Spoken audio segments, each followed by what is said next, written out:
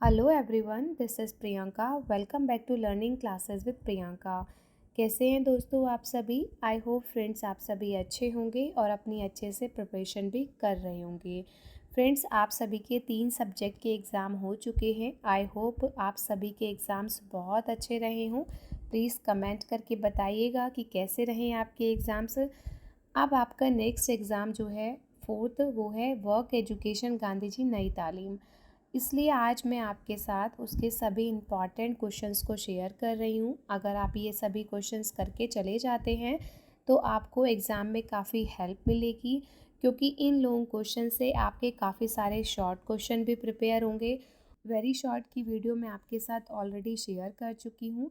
अगर आपने नहीं देखी है तो I will request you to कि सबसे पहले आप वेरी शॉर्ट की वीडियो देख लीजिएगा। ठीक है फ्रेंड्स, क्योंकि वेरी शॉर्ट क्वेश्चन भी बहुत रिपीटेड होते हैं। देखिए, हो सकता है आपको थोड़ा सा मेरी आवाज़ चेंज लगे, क्योंकि एक्चुअली मुझे थोड़ा सा कोल्ड हो गया है, जिसकी वजह से हेडेक भी है और गले में भी दर्द है। ठीक है, पर थोड़ा सा कोऑपरेट कर लीजिएगा। आई थिंक मेरी वॉइस तो क्लियर है। ठीक है, तो चलिए स्टार्ट करते हैं कि कौन कौन से क्वेश्चंस इंपॉर्टेंट हैं जो आपको बिल्कुल भी छोड़ के नहीं जाने हैं। ठीक है, और अगर आप ये सभी करके चले जाएंगे तो आपको एग्ज़ाम क्रैक करने में बहुत हेल्प मिलेगी। फर्स्ट क्वेश्चन है, what do you mean by work education? Right the merits, demerits, need and importance of work education. देखिए, आई ऑलवेज से कि जो सब्जेक्ट का नेम होता है उससे रिलेटेड तो कोई ना कोई क्वेश्चन ज़रूर आता है, लॉन्ग में, शॉर्ट में या वेरी शॉर्ट में। तो आपके सब्जेक्ट का name work education Gandhi ji नई तालीम एंड कम्युनिटी इंगेजमेंट, तो इन तीनों के ही टॉपिक आपको मिल सकते हैं। वर्क एजुकेशन का ये क्वेश्चन भी आ सकता है, और मोस्टली जो क्वेश्चन पूछा जाता है वो ये है कि what do you understand by work education, explain it's social and economic importance. Most important question है ये वर्क एजुकेशन का। यहाँ पर ये ऑब्जेक्टिव भी लिख के दे सकते हैं कि इसके ऑब्जेक्टिव बताइए वर्क एजुकेशन के। ठीक है, तो आप ना वर्क एजुकेशन का हर टॉपिक प्रिपेयर कर लेना, तो क्योंकि वर्क एजुकेशन शॉर्ट में भी आता है, वेरी शॉर्ट में भी आता है, और जैसे कि मैं आपको लॉन्ग दिखा रही हूँ तो लॉन्ग में भी इस तरीके से क्वेश्चंस पूछे जाते हैं।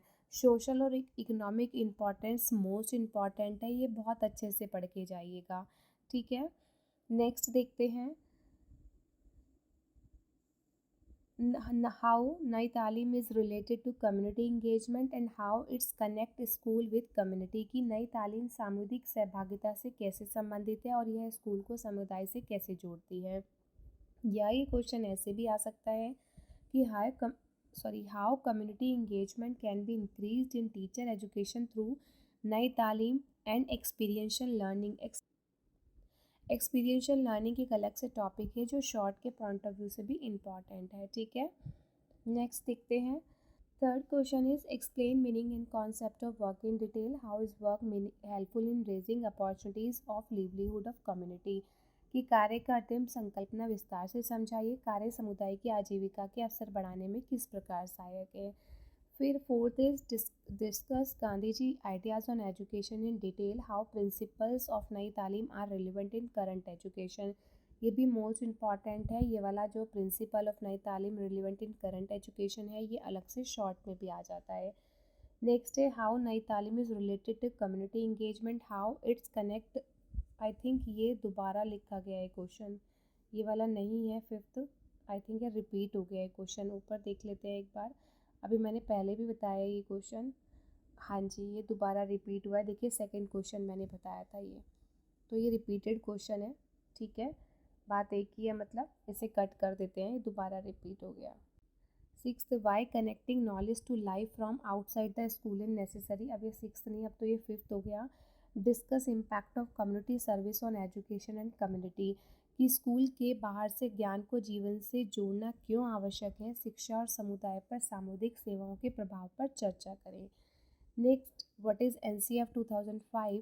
Explain it's recommendation for school education, how it is helpful in implementation of Nai तालीम। कि NCF 2005 क्या है, स्कूली शिक्षा के लिए इसकी सिफारिशों की व्याख्या करनी है। ठीक है, या ये क्वेश्चन ऐसे भी आता है, ये मोस्ट इम्पॉर्टेंट क्वेश्चन है, 2 से 3 बार PYQ में पूछा गया है कि discuss the contemporary relevance of Nai Talim, work education, experiential learning and community engagement according to NCF 2005, NCFTE and RTA 2009। ठीक है, तो इसमें ना दो ही पॉइंट पूछे जाते हैं, या तो NCF 2005 के साथ NCFTE दे देगा, या NCF 2005 के साथ RTA 2009 देगा। मतलब NCF का तो मोस्ट इम्पॉर्टेंट है जो आएगा ही। ठीक है, तो ये क्वेश्चन बहुत अच्छे से प्रिपेयर कर लेना। एज आई टोल्ड कि ये 2 से 3 बार रिपीट हुआ है क्वेश्चन। ठीक है, नेक्स्ट देखते हैं कि name some program run by government of for development of literacy, discuss any one और two of them in detail. तो साक्षरता के विकास हेतु सरकार द्वारा चलाए जा रहे कुछ कार्यक्रमों के नाम बताइए, उनमें से किसी एक या दो पर विस्तार से चर्चा करें। या तो 1 पूछेगा या 2 पूछेगा, जो गवर्नमेंट के द्वारा लिटरेसी प्रोग्राम चलाए जा रहे हैं। तो वो कौन कौन से हैं, जैसे आप NLM के बारे में लिख सकते हैं, मतलब नेशनल लिटरेसी मिशन के बारे में। आपको हर टॉपिक मेरे चैनल पर मिल जाएगा, पूरी प्लेलिस्ट है वर्क एजुकेशन गांधी जी की। ठीक है, उसमें देख लीजिएगा। NLM हो गया, जैसे मिड डे मील हो गया।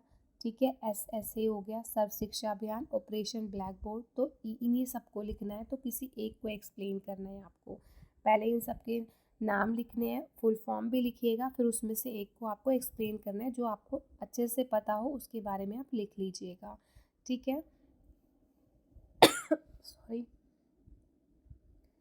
Next is what is the relation of community engagement with Nai Talim, how it is helpful to connecting school with external life.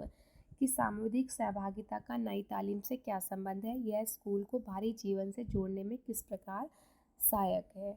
10th है explain Gandhi ji model of Nai Talim in detail according to. देखा जाए तो वो question हमने repeat किया था, तो 9th हो गया। ये भी मोस्ट इम्पॉर्टेंट क्वेश्चन है, 3-4 बार ये PYQ में रिपीट हुआ है, गांधी जी का मॉडल।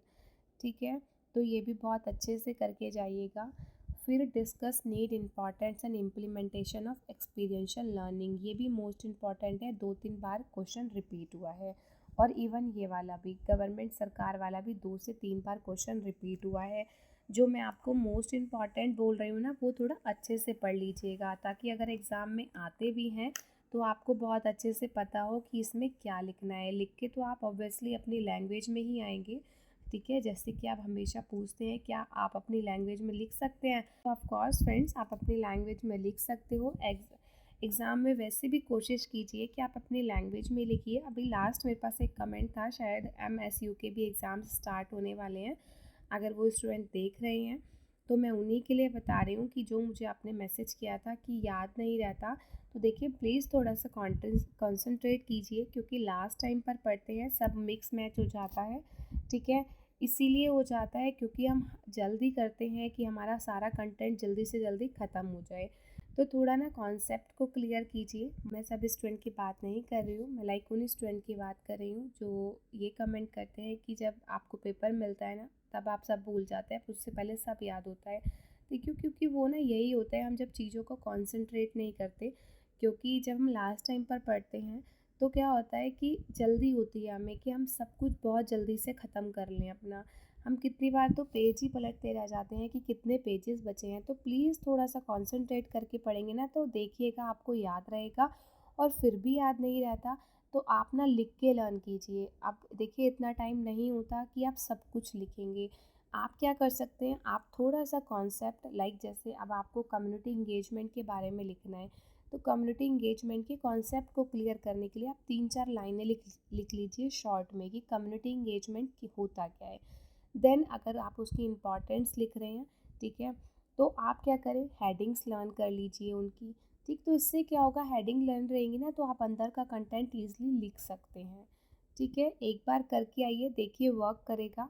ठीक, चलिए आगे पढ़ते हैं शॉर्ट क्वेश्चन कि कौन कौन से आपको शॉर्ट प्रिपेयर करने हैं। वर्क एजुकेशन के आप ऑब्जेक्टिव्स लर्न कर लेना। मतलब वर्क एजुकेशन तो ऐसा ही टोल्ड कि जितने भी टॉपिक इसमें दिए गए हैं वर्क एजुकेशन के वो सब प्रिपेयर कर लेना। बेसिक एजुकेशन में इसकी करेक्टरिस्टिक्स पूछी जा सकती हैं। क्राफ्ट एजुकेशन में इसकी इम्पॉर्टेंस आ जाती है कि सिर्फ शिक्षा का क्या महत्व होता है, ये शॉर्ट क्वेश्चन पूछ लिया जाता है।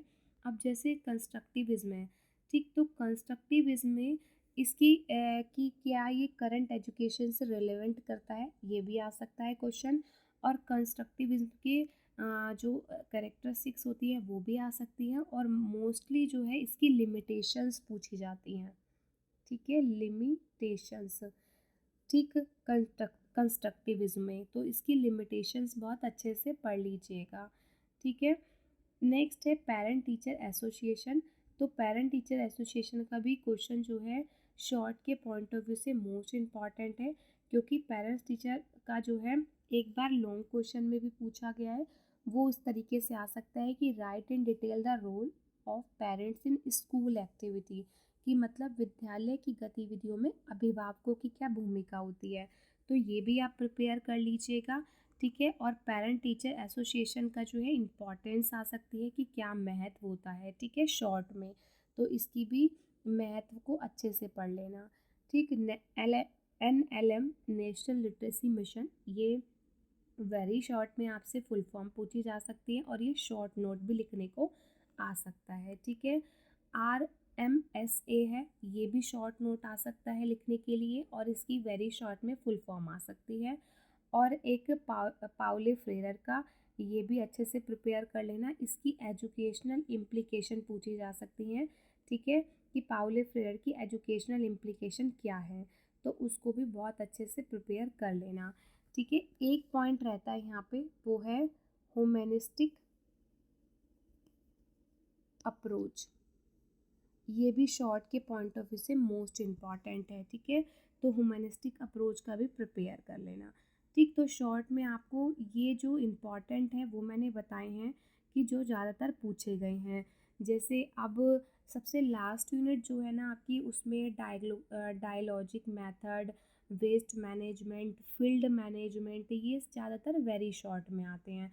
तो वो वेरी शॉर्ट के पॉइंट ऑफ व्यू से इम्पॉर्टेंट है और वेरी शॉर्ट में आपको ऑलरेडी सारे करा चुकी हूँ।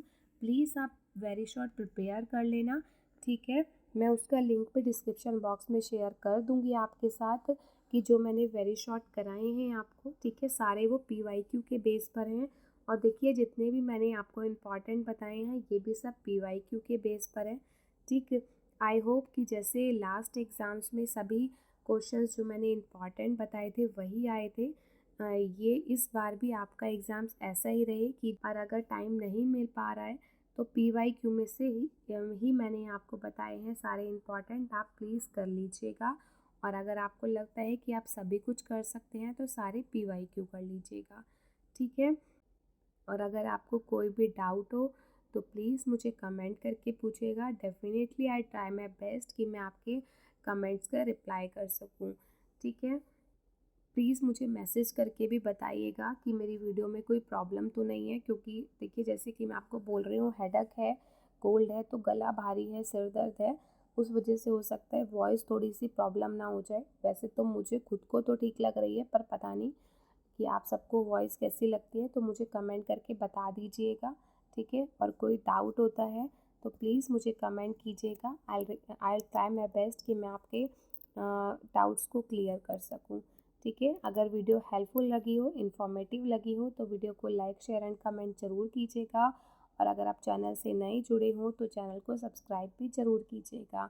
अगर आपको इसकी PDF चाहिए होगी तो वो आपको मेरे टेलीग्राम चैनल पर मिल जाएगी। मिलते हैं अपनी नेक्स्ट क्लास में। Bye bye and take care and thank you so much for connected with my channel. Bye bye.